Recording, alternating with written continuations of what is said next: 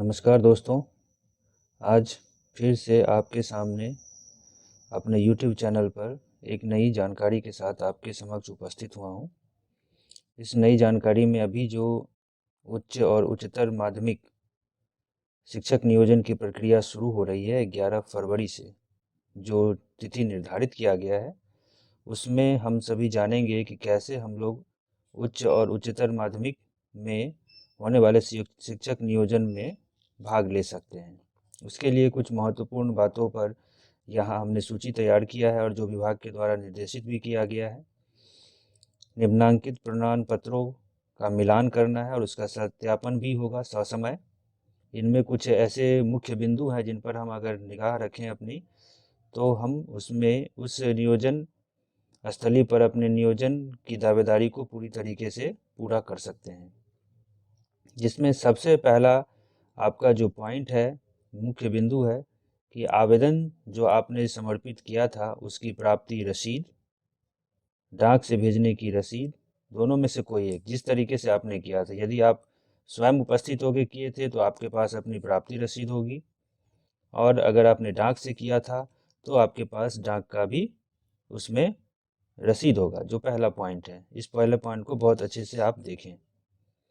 दूसरा है आपका कि एक फोटो युक्त पहचान पत्र आपका होना चाहिए। ये नंबर 2 पॉइंट, फोटो युक्त पहचान पत्र, जिसमें आपका आधार कार्ड हो सकता है, वोटर आईडी हो सकता है, पैन कार्ड हो सकता है इत्यादि। इसमें से कोई भी आप रख सकते हैं। अब आते हैं हम लोग अपने तीसरे पॉइंट पे, जो मूल शपथ पत्र है, जो आपका शैक्षणिक प्रमाण पत्र है या प्रशैक्षणिक प्रमाण पत्र की सत्यता के लिए जो आपके पास मूल होगा, जो आपने किसी अन्य नियोजन इकाई में नियोजित नहीं होने से संबंधित तथ्य को अंकित हो, उसको लेकर के उपस्थित होना है। यदि अगर कहीं है भी तो अन्यत्र नियोजित होने पर नियोक्ता का अनापत्ति प्रमाण पत्र होना चाहिए। ये मुख्य तीसरा पॉइंट है जो आपको ध्यान देना है। ठीक है, आइए दोस्तों आगे हम लोग जानते हैं। इसके बाद है आपका STET का मूल अंक पत्र, वो आपके पास होना चाहिए, जो वहाँ आपको समर्पित करना है, सत्यापन में शामिल करना है। आइए आगे चलते हैं। पांचवा पॉइंट, जो हमारा मैट्रिक का मूल अंक पत्र और मूल प्रमाण पत्र। इसके बाद आगे चलते हैं।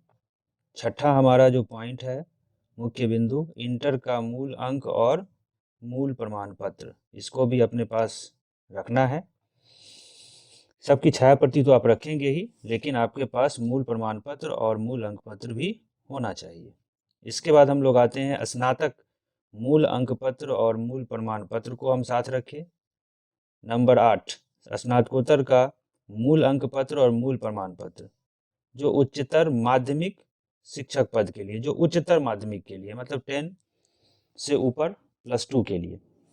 ठीक है, आगे हम लोग बढ़ते हैं और इन चीज़ों पर गौर करते हैं। फिर हम लोग आगे देखिए, जो हमारा जो 9वां पॉइंट है, प्रशिक्षण, जो आपने प्रशिक्षण प्राप्त किया होगा, जो आपने जैसे बीएड किया होगा तो बीएड का जो प्रशिक्षण का पत्र होगा, मूल अंक पत्र और मूल प्रमाण पत्र, इनको आपको अपने साथ रखना है। 9वां पॉइंट, ध्यान देते जाएंगे एक एक मुख्य बिंदु पर, इसमें से कोई भी एक पत्र छूटना नहीं चाहिए। अगर आपका छूटेगा, चूंकि उसी दिन आपका सत्यापन भी होगा और एक घोषणा पत्र जो मैं आगे बताऊंगा आपको, उस घोषणा पत्र को लेकर के आपको नियुक्ति पत्र भी दे दिया जाएगा। इसीलिए आपको ध्यान रखना है, इन चीज़ों का ध्यान रखना है। आते हैं हम लोग अपने 10वें पॉइंट पे। 10वां पॉइंट है हमारा प्रशिक्षण महाविद्यालय अथवा विश्वविद्यालय का NCTE से मान्यता प्राप्त पत्र तथा संबंधित महाविद्यालय या विश्वविद्यालय का छात्र होने का प्रमाण। आप जिस महाविद्यालय के हैं उसका एक ऐसा प्रमाण पत्र होना चाहिए जो ये साबित करता हो कि आप उसी विश्वविद्यालय के छात्र हैं। ठीक है, ये 10वां पॉइंट को आप देख लें। एक मिनट दोस्तों, 9वां पॉइंट आपका ये था, 10वां पॉइंट ये हुआ। आगे हम लोग बढ़ते हैं। 11वां है आपका आवासीय प्रमाण पत्र, निवास से जुड़ा हुआ। आप जिस जगह निवास कर रहे हैं और जो आपने अपना डॉक्यूमेंट लगाया होगा निवास के लिए, उसका प्रमाण पत्र आपके पास होना चाहिए। जो जाति प्रमाण पत्र, अगर आपने अपना क्रीमी लेयर रहित या कोई भी ऐसा जाति प्रमाण पत्र लगाया होगा जो आरक्षण के लिए आपको उपयोगी है, उसको हमें यहाँ लगाना होगा, जो 12वां नंबर पॉइंट है आपका। आते हैं 13वां। अभी कुछ ऐसे होंगे हमारे साथी दोस्त जिन्होंने EWS अपना प्रमाण पत्र लगाया होगा और EWS प्रमाण पत्र की यहाँ पर आवश्यकता अगर उनको है तो उस प्रमाण पत्र को भी आपको यहाँ लेकर के उपस्थित होना है। मैं बार बार आपसे ये कहूँगा कि एक भी पत्र इसमें कम नहीं होना चाहिए। अगर इसमें से कोई भी एक आपका डॉक्यूमेंट उपस्थित नहीं रह पाएगा तो आपकी उम्मीदवारी का दावा मान्य बाद में नहीं होगा। किसी भी प्रकार की आपत्ति का कोई भी विचार नहीं किया जाएगा।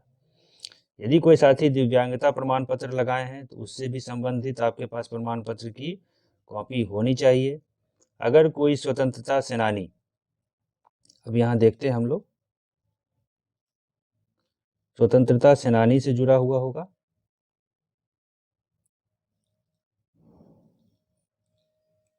देखिए 15वां नंबर पॉइंट है स्वतंत्रता सेनानी।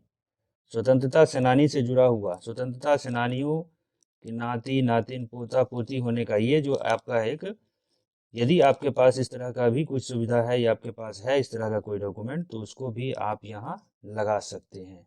ध्यान देंगे इसको, 15वां नंबर पॉइंट। फिर आपका 3 रंगीन फोटो आपको लगाना है। 2 स्वपता लिखा पत्र लगाना, स्वपता लिखा लिफाफा लगाना है आपको, ये साथ में आपके होने चाहिए। अब एक हम 18वां पॉइंट आपको देख रहे हैं, जरा इसको गौर से ध्यान से देखेंगे। प्रशिक्षण सत्र बीएड वर्ष 17 से 19 के अभ्यर्थी हेतु विभागीय आदेश ज्ञापांक 267 दिनांक 18/2/2020 तथा ज्ञापांक 102 दिनांक 4/2/2022 का अनुपालन किया जाना। ऐसे अभ्यर्थियों को निर्देश किया जाता है कि मेधा क्रम के अनुसार चयनित होने की स्थिति में उनके मूल अंक पत्र प्रमाण पत्र तथा शपथ पत्र जमा लेने के बाद ही आरक्षित रखा जाएगा। इसको गौर करेंगे, इस जो पॉइंट है इसको आप ध्यान से देखेंगे। सभी हमारे शिक्षक नियोजन अभ्यर्थी जरा इस पर गौर करेंगे और इसको विशेष रूप से ध्यान से देखेंगे। आइए हम लोग आगे, जो हमारा 18वां पॉइंट है इस पर हम लोग अपना ध्यान देते हैं। 18 के बाद आते हैं 19वें पॉइंट पर। आपत्ति सूची में शामिल अभ्यर्थी, ध्यान देंगे, आपत्ति सूची में शामिल अभ्यर्थी यदि साक्ष्य के साथ दावा आपत्ति करते हैं और अभ्यर्थी के दावे और या साक्ष्य से दावा सही प्रतीत होता है, तब उसके बाद नियोजन समिति निर्णय ले सकती है कि इसमें क्या किया जाए। तो अगर कोई भी आपत्ति सूची में आते हैं, अगर उनको इस तरह का दावा होता है कि नहीं उनके साथ सही नहीं हुआ है, तो उनके पास अगर पूरा साक्ष्य है तो वो प्रस्तुत करेंगे, तो फिर नियोजन समिति इस पर आवश्यक निर्णय ले सकती है। आइए दोस्तों, अंत में हम लोग इन चीज़ों पर ध्यान देते हैं। जितने भी प्रकार के हमारे सभी प्रमाण पत्र हैं उसकी मूल प्रति एवं 2 प्रतियों में आप ध्यान देंगे, 2 प्रतियों में स्व अभिप्रमाणित छाया प्रति फोल्डर फाइल में लाना अनिवार्य है, जो वहां हमें जमा करना है। मेधा सूची में किसी भी प्रकार का अगर कोई टंकनीय, मतलब कि अगर टाइपिंग में कोई मिस्टेक होता है, कोई भूल होता है, तो अगर आप उस साक्ष्य उपलब्ध कराएंगे तो नियोजन समिति इस पर अपना आवश्यक सुधार कर सकती है। इसके लिए आपको ये पूरा मौका रहेगा। इसमें किसी भी प्रकार का इतनी पारदर्शिता रखी गई है कि किसी को भी किसी भी प्रकार के पास, मैंने बताया आपको कि सारे जो प्रमाण पत्रों एवं जो भी प्रशैक्षणिक प्रमाण पत्र या आपका जो एकेडमिक था वो प्रमाण पत्र या आपने जो अप्लाई किया था उस समय जो आपका रसीद था, इन सारे चीज़ों को तो रखना ही है। इसके साथ साथ एक सबसे महत्वपूर्ण चीज़ आपको उस दिन लिया जाएगा, वो है आपका घोषणा पत्र। ये घोषणा पत्र आपको वहाँ लगाना है, जिसका एक फॉर्मेट मेरे पास है, मैं आपके सामने दिखा रहा हूँ। इस फॉर्मेट के आधार पर ही आपको वहाँ घोषणा पत्र देना है। इसमें आप देखिए सबसे ऊपर यहाँ पर एक सेल्फ अटेस्टेड पासपोर्ट साइज का फोटो यहीं पर आपको लगाना है। पासपोर्ट साइज का अपना फोटो यहाँ पर आपको लगाना है। इसके बाद हम लोग आगे आते हैं। यहाँ देखिए आपके पास लिखा हुआ है ये घोषणा पत्र, ध्यान देंगे, घोषणा पत्र। ये घोषणा पत्र आपको यहाँ घोषणा पत्र देखिए, जिला परिषद दरभंगा। अब इसको कैसे फिल करना है, इसका फॉर्मेट देखिए और इसको फिल कैसे करना है उस पर ध्यान दीजिए। फिल करने के बाद में आता है, जैसे कि यहाँ लिखा हुआ है मैं मतलब अभ्यर्थी अपना नाम यहाँ लिखेंगे। जैसे किसी का नाम मान लेते हैं कि हमारा अजय कुमार है, तो यहाँ पर आप अपना नाम अजय कुमार ये यहाँ पर अपना सही जो आपके मैट्रिक में मूल प्रमाण पत्र में होगा उसके अनुसार आप लिखेंगे। वहाँ जो आपका पिता का नाम होगा, जैसे अजय कुमार है, उनके पिता का नाम है मान लीजिए कि श्री रमेश दास, ये आपको यहाँ लिख देना है। बस ध्यान रखें कि जो हमारे मूल प्रमाण पत्र में है उसी से संबंधित चीज़ों को यहाँ लिखेंगे, कोई भी किसी प्रकार की त्रुटि ना हो। इसके बाद यहाँ जन्म तिथि है, तो मान लीजिए किसी का जन्म तिथि यहाँ पर 15/2/1992, तो आप यहाँ पर 15/2/1992 यहाँ पे अंकित करेंगे। ठीक है। इसके बाद अपना पता आया, तो पता में जो भी उसका निवास स्थान का पता है वो आप यहाँ पता पर उसको पूरा अक्षरशः भर देंगे, आपको यहाँ पर ध्यान देना है। इसके बाद आते हैं हम लोग अपना नियोजन का विषय, जिस विषय के लिए उसने अप्लाई किया था उस विषय को यहाँ पर बहुत सही ढंग से लिखना है। जो प्राप्ति रसीद संख्या अप्लाई के समय उसे मिला था उसको यहाँ अंकित कर देना है। इसके बाद हम लोग आगे आते हैं मेधा सूची क्रम संख्या। ध्यान से, मेधा सूची क्रम संख्या, जो मेधा सूची तैयार की गई है, जो प्रकाशित किया गया है, उसमें जो उसका मेधा सूची क्रम है उसको यहाँ भरना है।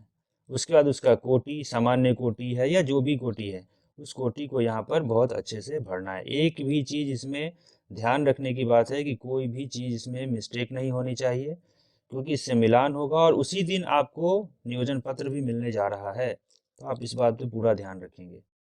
उसके बाद है कि घोषणा करती हूँ कि मैं किसी अन्य नियोजन इकाई में पूर्व से नियोजित नहीं हूँ, साथ ही मेरा शैक्षणिक प्रशैक्षणिक एवं शिक्षक पात्रता प्रमाण पत्र सही है। ये चीज़, यही घोषणा पत्र है। क्योंकि इसमें विभाग के पास हमारे समय इतना नहीं है जिससे कि इसको किया जाए,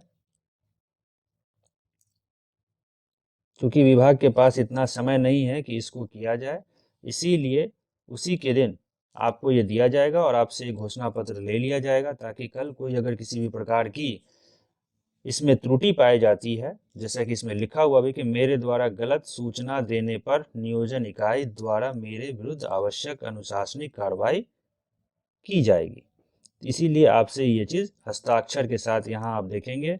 आपके इस पॉइंट को तो देख ही लिया आपने, इस पॉइंट को तो आपने देखा यहाँ पे कि ये देखिए सबसे महत्वपूर्ण बात है कि मेरे द्वारा गलत सूचना इकाई पढ़ने पर आवश्यक कार्रवाई की जाएगी। यहीं पर आपको बांध दिया गया है जो आप किसी प्रकार का गलत सूचना न विभाग को उपलब्ध कराएं।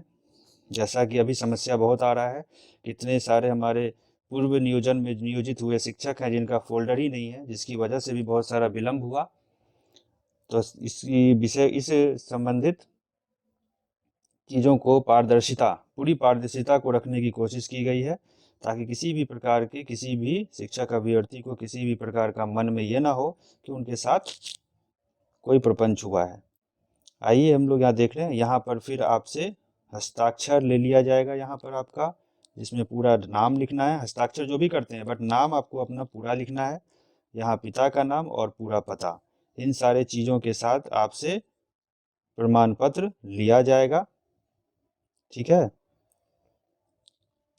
घोषणा पत्र आपसे ले लिया जाएगा और घोषणा पत्र लेने के बाद आप सभी को वहाँ पर उसी दिन आपका नियुक्ति पत्र या नियोजन पत्र आपको दिया जाएगा। तो दोस्तों, जितने सारी चीज़ों को आपके सामने मैंने बताया है इनका अक्षरशः पालन करेंगे, ताकि आपकी उम्मीदवारी पूरी होने में किसी भी प्रकार की त्रुटि न रह जाए और आपको आपका नियोजन पत्र और आपका जो नियोजन स्थल है वो प्राप्त हो। इन्हीं शब्दों के साथ मैं आज का ये वीडियो समाप्त करता हूँ। आपसे आग्रह है कि इसी तरीके से मेरे वीडियो को देखें, हमारे वीडियो को देखें और इसे लाइक और सब्सक्राइब करें। फिर अगले वीडियो में आपके सामने मैं कुछ नई चीज़ों को लेकर आऊँगा जो आगे आपको इसमें भी और मददगार साबित होगा। धन्यवाद दोस्तों।